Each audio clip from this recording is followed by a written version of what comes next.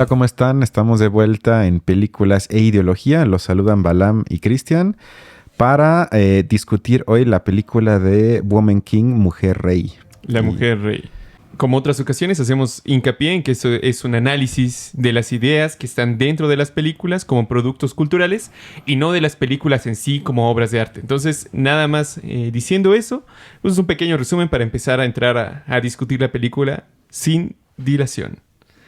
Bueno, la película nos lleva la historia de una protagonista llamada Nawi, que ella es parte de una tribu que existe en África. Aparentemente nos ubica en un contexto histórico, como por ahí de 1700, 1800, cuando estaba en el apogeo el mercado de negros desde África. Principalmente por los portugueses.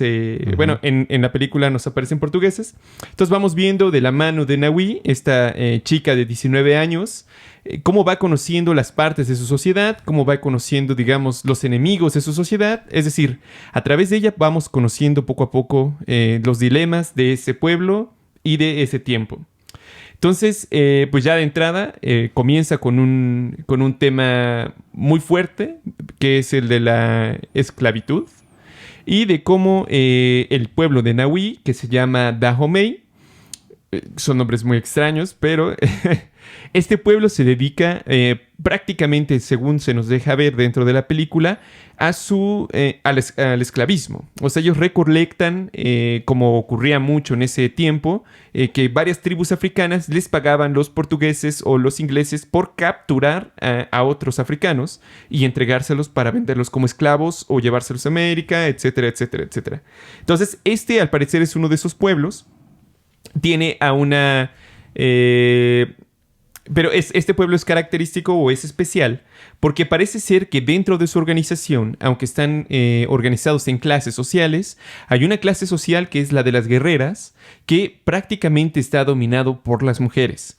Eso, digamos, es la característica fundamental de esta tribu, y aunque en primer momento parece un poco contradictorio, porque a pesar de que el cuerpo social de los guerreros es de mujeres, o casi en su totalidad dirigido por mujeres, en sí la tribu es patriarcal porque está dirigido por un rey, y como se nos deja ver en las primeras escenas, incluso hay venta, por ejemplo, de las niñas para forzarlos a casamientos, etcétera, etcétera. Parece ser que los hombres con propiedad siguen teniendo mucho peso en esa sociedad, pero después de esta contradicción se nos aclara un poco porque se nos dice que tradicionalmente siempre fue como de un hombre y una mujer el gobierno. Entonces, un poco la trama interna de la tribu es como que las mujeres como clase social guerrera buscan estar al nivel de los hombres para la gobernanza, ¿no? Y la lideresa de las guerreras es Viola Davis, que en este caso hace el papel de Nanisca.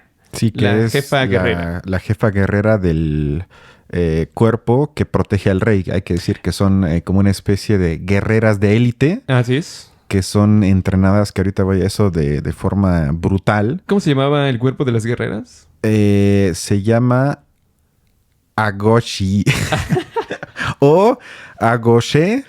Se me perdone que no tengo ni idea cómo pronunciarlo, pero exacto, así se llama el cuerpo de élite militar, que su única función es proteger, sí, al pueblo, pero principalmente al rey. Sí, son como sus escoltas. El rey de la comunidad, exacto. Y hablando un poco sobre el viaje de la protagonista joven, que se llama Navi, se nos muestra, como ya dijiste casi al inicio, que hay pues la práctica tradicional de la comunidad de arreglar el matrimonio. Así es. Entonces vemos cómo ella es llevada con su nuevo señor, no lo acepta, se rebela, y como castigo es llevada a las puertas del castillo de la comunidad y quiere entrar entonces al ejército de élite que protege al rey para no quedar pues como huérfana en la calle. Bueno, su papá la entregó como tributo, nada más. Como tributo. Y ya ellos eligieron volverla soldado. Exactamente. Y esto ya me parece curioso porque se nos presenta primero un acto de rebelión y luego una entrega al cuerpo que defiende el statu quo que te está oprimiendo. Y este tipo de contradicciones, desde mi punto de vista, demasiado evidentes, me resaltaron mucho en la película. O sea, que una y otra vez se revelan contrapartecitas del sistema que los oprime, pero al mismo tiempo nunca salen del papel de ser soldadas del sistema que las oprime. Y esto se nos muestra desde la primera escena, según yo. Y también, digo, pulula un tribalismo absoluto en la película, que me parece obviamente una proyección de la directora sobre el mundo premoderno, es decir, me parece una proyección moderna sobre lo premoderno, donde vemos lo que todo mundo quiere ver: bailes, ritos, pensamiento ancestral, sabiduría ancestral. Todo esto se nos presenta una y otra vez como una expresión cultural que, según la película, la lógica vale la pena preservar.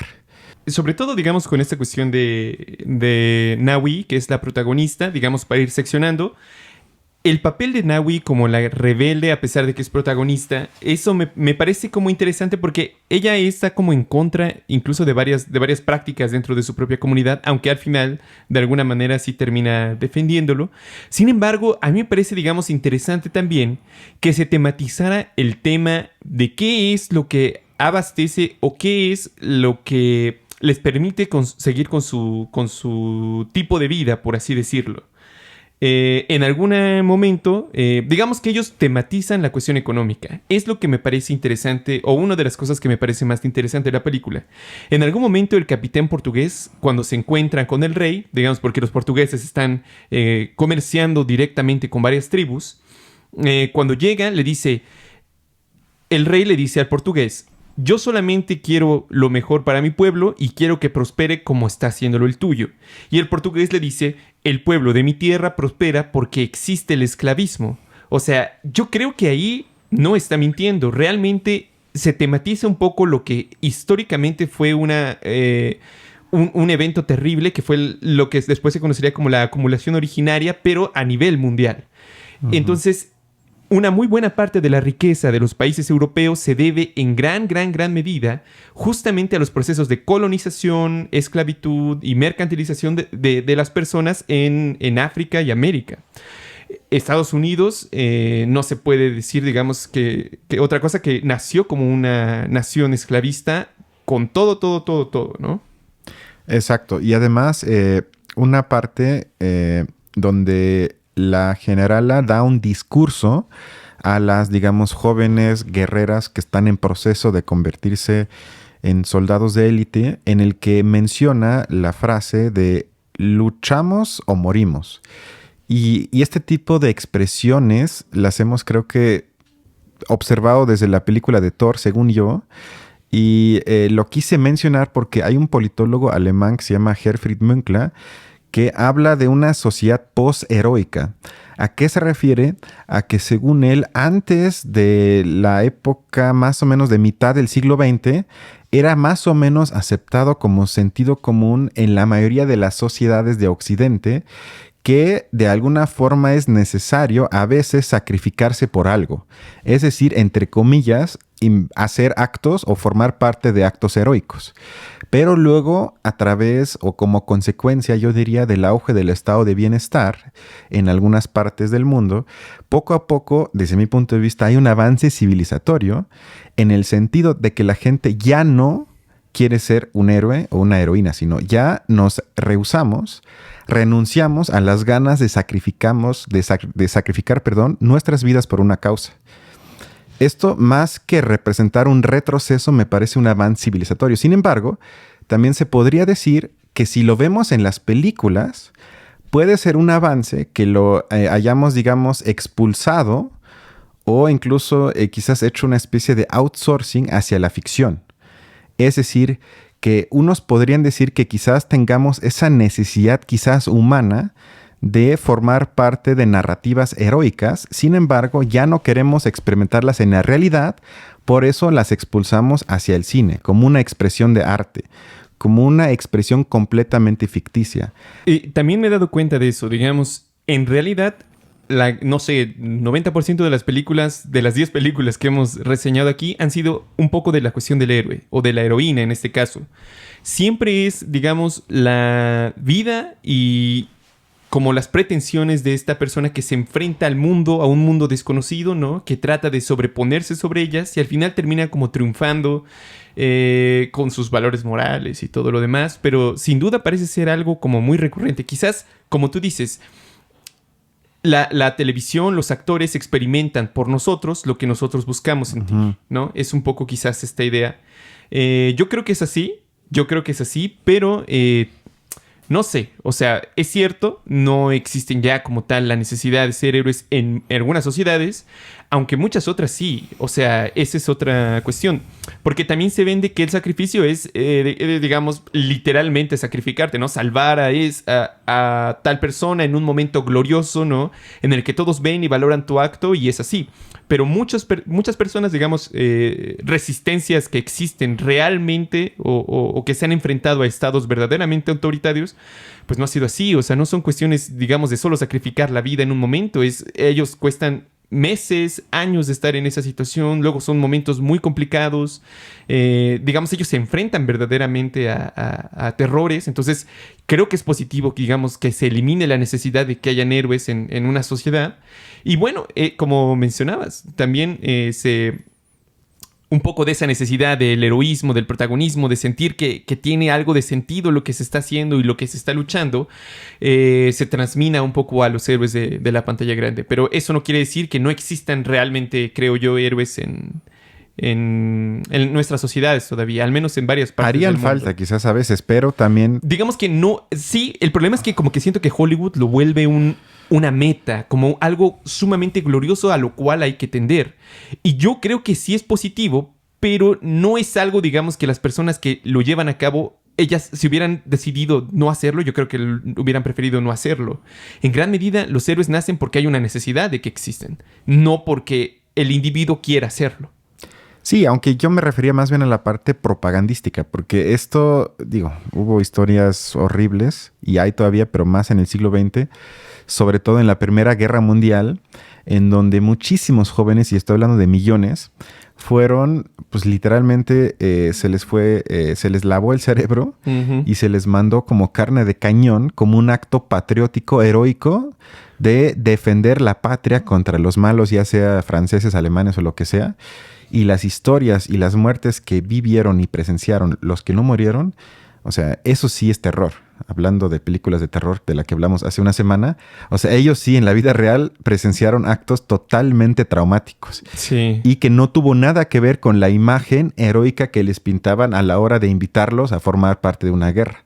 Y si bien Münkler creo que tiene un punto ahorita en la guerra, por ejemplo, de Ucrania contra Rusia, se ve algo similar, que ambos países llaman a la gente, sobre todo a los hombres, es decir, ahí todavía se ve ese viejo orden que el hombre tiene que ir a batallar en el frente mientras la mujer se queda en casa, y los llaman únicamente por el hecho de conviértase en héroes que defienden nuestra patria contra el enemigo. Y sí ha funcionado más o menos. O sea, hay muchos hombres que todavía operan bajo esa lógica que dicen, claro, yo voy a defender mi patria y voy a cometer otra vez un acto heroico. Entonces tienes un punto que sigue vigente. Sí, total. Y de hecho en ese momento también era... Bueno, muchos grupos de izquierda lo identificaron rápidamente como una ideología, ¿no? Y por eso trataron de establecer como contra la narrativa del enemigo de tu nación, mejor el enemigo de clase. O sea, como empezar a decir que las personas trabajadoras de uno y otro país no deben enfrentarse porque al final corresponden a una misma clase social. Exacto. Entonces se pusieron muy de acuerdo en ese sentido. Yo quisiera regresar un poco al tema de la cuestión económica, de cómo se tematiza en, digamos, la esclavitud o el modo de producción de lo que está ocurriendo ahí en ese momento. Hay un deseo desde más o menos el principio de la película por parte de Nanisca, la mujer rey, bueno, que después sería la mujer rey, de intentar cambiar la cuestión de la esclavitud. Es decir, desde el primer momento, como que la tribu africana está, o al menos se nos deja ver así la película, está empezando a ver que es problemático eso y no quiere hacerlo. Digamos que lo ve como inmoral.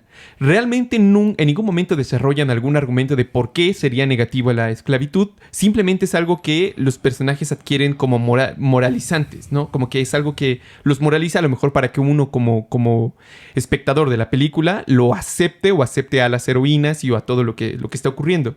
Sin embargo, sí hay como un interés claro por cambiar como esta cuestión de la esclavitud a la producción de aceite de palma, me parece.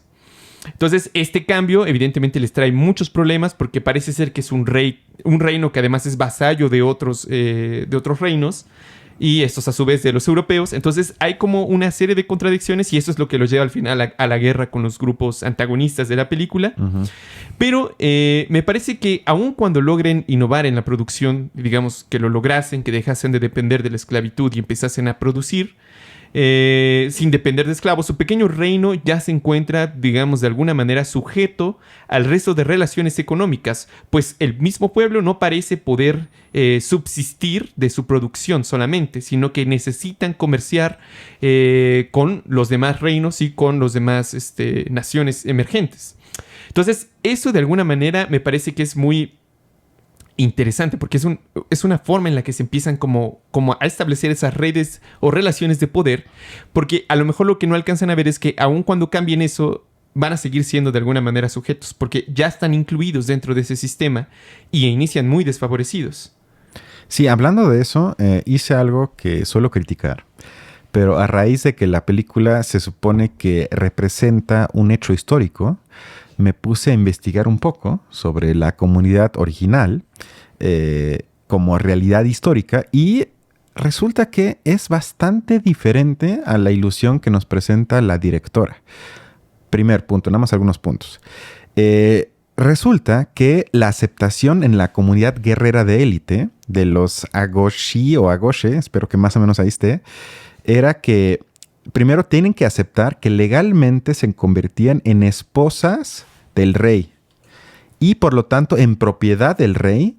Y eso no es lo peor, sino lo peor era que esto les exigía mutilación genital femenina. Únicamente si cumplen o si aceptan estas tres cosas, podían formar parte de la comunidad guerrera de élite. Y esto en la película nunca se tematizó, sino lo que se representa en la película es una comunidad de mujeres negras que se apoyan y que forman lazos de amistad, a veces quizás hasta algo más que eso, que viven en armonía. Luego, además, como ya dijiste, la comunidad de los Dahomey fue uno de los estados de tráfico de esclavos más notorios de África. Y esta comunidad, la que se presenta en la película, se caracterizaba por cometer asaltos a los pueblos vecinos y por lo tanto este tipo de incursiones eran siempre con la intención, como ya dijiste, de vender a los cautivos como esclavos a los europeos, en este caso sobre todo a los portugueses, para explotarlos, en este caso con el intercambio, pero también a veces los convertían en esclavos de su propia comunidad para explotarlos económicamente en favor de su propia comunidad. Y también hay que decir, también era muy común los sacrificios humanos de los cautivos para el rey. Y esto nada más fueron algunos puntos que saqué de un reportaje de una revista alemana sobre esa comunidad que contrastan fuertemente con la imagen de la comunidad que se nos pinta en la película. O sea, una vez más vemos la romantización. A veces yo no entiendo por qué. O sea, ¿por qué tengo que romantizarlo tanto? Yo creo que podría salir una película buenísima si se tematizara esto también. Sin que con esto ya digas que la colonización fue positiva, nadie diría eso. Pero ¿por qué esa necesidad de romantizar por completo la comunidad que existía? Eso me cuesta comprender. Me parece que es un poco esta misma utopía de Hollywood que vimos en Avatar. Es como la misma intención, ¿no? De que la comunidad aborigen tiene que ser como moralmente romantizada para que uno como espectador pueda aceptarla. Aunque también es cierto, digamos, esta situación, pero por otra parte, a mí también me parece que es simbólicamente muy importante como mensaje ideológico que se lanza al resto del mundo. Porque una especie de constante que hemos visto a lo largo de estos episodios es que el tema de las mujeres cada vez está más tematizado en una u otra forma, ¿no? Tanto en lo personal como en lo general, como incluso en este caso de las mujeres negras, porque yo creo que en gran medida uno de los objetivos de la película es mostrar como a mujeres negras fuertes que se enfrentan, digamos, a los retos de su tiempo, que son así como, bueno, que se enfrentan al patriarcado, que se enfrentan a la esclavitud, etcétera, etcétera. En ese sentido, yo creo que, digamos que se puede interpretar como una especie de mensaje ideológico que además hay que decirlo, o sea, si hay personas estructuralmente sometidas o dominadas en el sistema racial y de género, pues son las mujeres que además son negras. Ellas como que comparten esas dos características. Entonces creo que es sintomático también de la época, como un intento, pienso yo, no sé hasta qué punto consciente, de como que ir dándole a estos grupos cada vez más presencia como para que se sientan fuertes. No sé, o sea, no sé si, por ejemplo, a una niña negra de Estados Unidos, esto le parezca así como que le haga sentir mejor. No sé, no sé.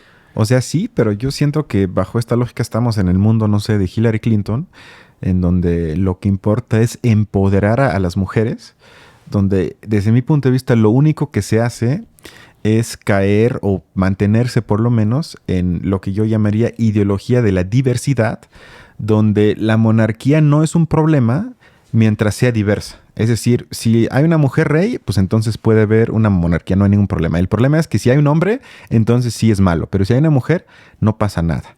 Y esto sí, yo le llamaría incluso una lógica de Amazon o Netflix, que el sistema en sí no es el problema y es positivo. Lo único que debemos lograr es empoderar a grupos minoritarios, quizás marginados, incluirlos a la lógica ya existente y con eso afirmar esos grupos, empoderarlos, sin tocar realmente la lógica sistémica inmanente que desde mi punto de vista es el problema. Es decir, ¿por qué no? Porque hasta estaba pensando ahorita con la muerte de la reina Isabel II, me recordó un poco a eso porque le hubieran podido llamar a la película incluso La Reina. Porque es la misma lógica, o sea, una glorificación del sistema de la monarquía y únicamente se apela una y otra vez a que el problema es la diversidad. Y tú lo dijiste, o sea, ahorita vemos quizás por primera vez, aunque seguramente no, pero es de las pocas veces que las protagonistas son negras, mujeres, en la época colonial que se rebelan principalmente contra hombres, ya sea de Portugal o de su propio entorno. Pero la pregunta que yo haría, ¿realmente eso es emancipatorio y liberador? ¿O estamos viendo quizás un truco ideológico que nada más apela a nuestro instinto, yo le llamaría que ya mucha gente tiene, de diversidad? Que si hay una minoría ahí que se ensalza, que se enaltece, entonces ya es algo progresista. Y yo tendría muchas dudas sobre eso.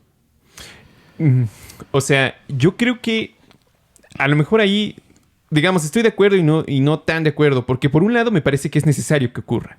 O sea, es importante y hasta cierto punto ya a este nivel inevitable que los grupos minoritarios en general o digamos que viven alguna especie de discriminación se vaya como deshaciendo. Es como una tendencia general de esos tiempos que viene, yo creo, desde el capitalismo, como lo hemos mencionado antes. Hay una especie de sistema general de equivalencias que lo único que dice es, al final las personas importan por la cuestión del dinero. Digamos que se está haciendo como una especie de universalización del dinero y el resto de divisiones que no sean divisiones de clase, de alguna manera empiezan a desvanecerse. Yo creo que lo que estamos viendo aquí es uno de esos momentos en los que incluso la sociedad, digamos, alta o media alta de Estados Unidos ya está empezando a trabajar o transformar esas partes como ideológicas de las sociedades. Aunque estoy de acuerdo que lo que falta o lo que no se tematiza casi nunca es la cuestión como de clase. Por eso a mí me pareció interesante que al menos esta película lo mencionara y que tratasen en el fondo de cambiar la forma en la que producía o sobrevivía una comunidad de la mercancía de esclavos a la mercancía de aceite de palma. No sé, alguna cosa más ecológica. Amigable con el ambiente. Pero no con los hablan seres mucho humanos. de clase, ¿o sí? O sea, yo no oí mucho discurso de clase, sino... Y también ya estoy un poco harto. No, bueno, no hablaron de clase porque además su sociedad misma dividida en estamentos, ¿no? Porque eso es lo que está pasando, ¿no? Exacto. Hay una esclavitud, existen los esclavos y son el estamento más bajo, luego siguen como los estamentos trabajadores, guerreras y ya después vienen como el rey, ¿no? No, y sobre todo que iba a decir que ya estoy un poco harto de que se asuma que el concepto de discriminación sea principalmente por la forma que tratamos a las personas. Que sin duda yo jamás estaría a favor de que se maltrate a las personas, que se les hable mal, que se les violente, lo que sea, pero nunca, y literal casi nunca, se tematiza que la principal discriminación existente es la económica. Discriminas a la gente, ¿en qué sentido? Que las excluyes. O sea, porque de las cosas buenas del capitalismo, y Friedman, él argumentaba eso, creo que tiene un punto, es que en su sentido de lógica inmanente no es racista o discriminatorio. Es decir, que no va a haber un lugar en México, tal vez a veces, pero oficialmente no hay ningún lugar donde puedas comprar cosas donde diga tú no entras por tu origen o lo que sea, sino tú puedes entrar y consumir mientras tengas dinero para hacerlo. ¿Cómo se excluye entonces a la mayoría de la gente? Por el hecho de que no tienen los medios económicos para acceder a cosas mínimas. Yo hablo de una ida al cine, a un viaje, a lo que sea. Eso para mí es la principal discriminación, pero es la que menos se tematiza. Si no hablamos una semana sobre si es discriminatorio que la gente le hable en inglés a los meseros, porque pues, ellos casi no entienden inglés. Como si eso fuese la principal fuente de discriminación. Y en la película yo siento que se cae, yo le llamaría en ese truco ideológico liberal de enfocarse también más en ese tipo de cosas y no tematizar tanto cuál es la principal discriminación, porque sería interesante que hubiesen quizás también mostrado la vida cotidiana de las mujeres en esa comunidad que no son parte de las élites guerreras. ¿Qué pasa con ellas? Dudo mucho que su vida haya sido más o menos placentera. Pues sí, acabamos de ver que, o sea, realmente la sociedad es patriarcal. El único momento, digamos, en el que las mujeres tienen dirigencia es en la parte guerrera, en la clase guerrera, pero el resto sigue siendo una... Y eso casi no se tematiza en la película. Sí, es cierto. Algo que me pareció interesante es que en algún momento la principal, la general guerrera, Nanisca, mencionara lo siguiente. Decía, los blancos trajeron la inmoralidad aquí. Ellos no pararán hasta que encuentren a toda África esclavizada. A mí me parece que, por ejemplo, ahí se cometen ya algunos errores, sobre todo, digamos, primero, porque la moralidad entre uno y otro lado no tienen que ser necesariamente igual, porque son prácticamente culturas distintas. Y segundo, ella ya habla de toda África esclavizada. O sea, ella ya se está asumiendo como que el resto de naciones o todo lo demás se piensa con ellas, ¿no? Y piensa como un enemigo, como la cuestión de los blancos. Realmente en la historia no fue así. Tardó muchísimo tiempo hasta que empezasen a ver como algunos comienzos de pensamiento de que los países de África tenían que unirse entre sí. Pero incluso ellos, por ejemplo, uno de los principales promotores de la Unión Africana fue Frantz Fanon. Y él decía que en el fondo la lucha de la integración de los países de África era para que dejasen de decir que todos son uno solo. O sea, o que África es un país, ¿no? Que también es una mamada, porque cada uno de los países dentro de África tiene su propia tradición, tiene su forma de pensar, tiene sus culturas, o sea, son tan seres humanos como el resto. Y en su momento existía un movimiento que, sin saberlo, era profundamente discriminatorio, que es la cuestión de la negritud. Que algunas personas, digamos, sobre todo teóricos un poco más de izquierda, pero de Estados Unidos o de Europa, pensaban como que había que haber una integración de los negros en tanto que personas con el color de piel más oscura, simplemente por esta razón. Y Frantz Fanon criticaba duramente eso porque decía, no tiene nada que ver, o sea, la situación de los obreros negros en Estados Unidos es distinta y son prácticamente personas muy distintas a la que vivimos nosotros aquí en Argelia o en Túnez, etcétera, etcétera, etcétera. Pensar que todas las personas, simplemente por ser negras, van a tener que compartir la misma... no solo, digamos, las mismas razones por las cuales luchar, sino además la misma idiosincrasia o la misma moralidad, pues no tiene sentido, ¿no? O sea, es como maquillar cosas donde hay muchísimas más diferencias que son Exacto, importantes. que eso es el intento que no hace la película. ¿Sí? ¿Qué es lo que hace la directora en la película? Es que ya juega otra vez con nuestras, digamos... yo le llamaría asociaciones previas, donde se nos presenta, como ya dije, a la cultura de la comunidad como algo que es diferente, es ancestral, hay orden, hay armonía. Y en cambio, cuando vemos, creo que nada más son 2 blancos, o a lo mucho 3, que son presentados como nuestra imagen que tenemos de la gente que iba a colonizar, que se visten como con traje, que usan un sombrero, que son blancos, que son malos. Y se cumple únicamente entonces una réplica de los estereotipos ya existentes para que fácilmente sepas, bueno, estos son así como ya siempre me los imaginé y estos también son así como siempre me los imaginé. Y no hacen ningún intento de complicar un poco la perspectiva sobre la problemática que sería necesario. Desde el principio sabemos quiénes son los buenos y quiénes son los malos. No hay nada ahí que investigar totalmente. Exacto. Y luego hasta se mete en temas, sin hacer ahorita un spoiler, de dramas familiares. Es decir, es todo el guión otra vez de un producto de la industria cultural. Con quizás algunas cosas que se pueden resaltar emancipatorias, pero creo que en su totalidad es más una obra que no aporta nada nuevo y en todo caso es una forma de esa izquierda progresista, posmoderna, liberal, que sin darse cuenta no es muy radical, aunque ellos se asuman como radical. Sí, digamos, sí, tienes razón. Aunque, de nuevo, quizás es complicado, sin duda, porque,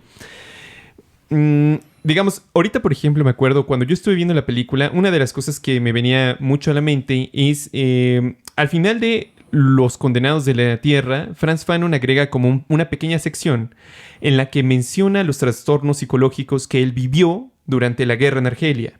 Entonces él decía como los pacientes que atendían, que muchos eran guerrilleros, ¿no? Que estaban peleando contra los colonialistas, en Argelia eran franceses. Y bueno, resaltaba una gran... O sea, él estaba muy interesado en lo que ocurría en la psicología de las personas negras porque él se alcanzaba a dar cuenta que presentaban como problemas psíquicos o psiquiátricos simplemente que no tenían como alguna explicación o que la psicología o la psiquiatría europea no veía. Como que, por ejemplo, él narraba mucho de las personas como que se sentían, no solo tenían como una expresión de sí mismas como menores o inferiores, sino que además físicamente así lo representaban. Sus cuerpos incluso como que se contraían mucho, como que era una especie de asociación entre psicología y corporalidad y cómo se expresaba.